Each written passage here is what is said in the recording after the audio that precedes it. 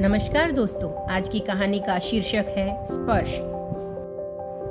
सुनो देवर जी, आप तो विदेशी मेम लाकर हर जिम्मेदारी से मुक्त हो गए। माँ जी के अंतिम समय में मैंने ही सेवा की थी, पर अब बाबूजी का हमसे ना हो पाएगा।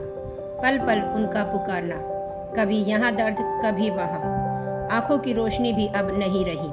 आपके भैया तो सुबह निकल जाते हैं और जो शाम को आते हैं। बच्चे पढ़ाई में लगे रहते हैं। मैं अकेले कैसे संभालती हूँ, सब मुझे ही पता है। हाँ भाभी, मुझे पता है आपने सब कितने अच्छे से संभाला है। मैं बात करता हूँ आपकी देवरानी से। नहीं नहीं देवर जी, अब बात करने का समय नहीं। आप जल्द से जल्द बाबूजी को अपने बंगले में ले जाइए। आप लोगों की भी तो कुछ जिम्मेवारी है या नहीं? अच्छा भाभी, आप बाबूजी का जरूरी सामान बांध कर तैयार रखिए। मैं घर पर सेटिंग करके कल ही ले जाऊंगा।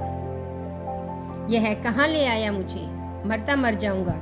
पर याद रखना, तेरी मैम से हाथ न लगवाऊंगा। आंखों से लाचार भले ही हो गया हूँ, पर अभी भी मुझे सब दिखाई देता है, सब समझता हूँ। बाबूजी कहने लगे। अरे बाबूजी, आप चिंता बिल्कुल न करें। आपकी देखभाल के लिए जो महिला मैंने रखी है वह बोल नहीं सकती, पर हर काम में कुशल है। बहुत अच्छे अस्पताल में नौकरी करती थी, परंतु कुछ विवशताओं के कारण उन्होंने अपने परिवार को खो दिया और आवाज भी। अब ऐसे ही सेवा देकर अपना जीवन यापन कर रही है। आपकी छोटी बहू कुछ दिनों के लिए ऑफिस के काम से दूसरे शहर गई है। उसके वापस आने तक तो आपकी आंखों का इलाज भी हो जाएगा, और अगर आप वापस भैया भाभी के पास जाना चाहोगे तो वह भी हो जाएगा। तो ठीक है। कब है मेरी आंखों का ऑपरेशन? बाबूजी, कल ही। डॉक्टर से बात कर आपको बताता हूँ। ठीक है बेटा। अरे रोहन तो ऑफिस चला गया, मुझे इनका नाम भी बताकर नहीं गया। कैसे पुकारूं अब इनको? सुनो बेटी, बाबूजी कहने लगे। तुरंत ही एक हाथ ने उनके चरण स्पर्श किए। खुश रहो, खुश रहो। रोहन ऑफिस जाने से पहले तुम्हारा नाम बताना ही भूल गया और तुम बोल न पाओगी। आज से मैं तुम्हें बेटी कहकर ही पुकारूंगा। ठीक है ना? महिला ने बाबूजी के दोनों हाथ अपने सिर पर रखकर सहमति दे दी। अब तो बेटी बाबूजी का गजब का ही रिश्ता बन गया। बाबूजी को कुछ भी मांगने से पहले सब समय से हाजिर रहता। बाबूजी भी उसको अपनी बेटी की तरह मानने लगे, उससे बातें करने लगे। हफ्ते भर बाद आंखों का ऑपरेशन भी हो गया। बाबूजी सबसे पहले अपनी बेटी को ही देखना चाहते थे। मन के तार जुड़ गए थे अपनी बेटी से।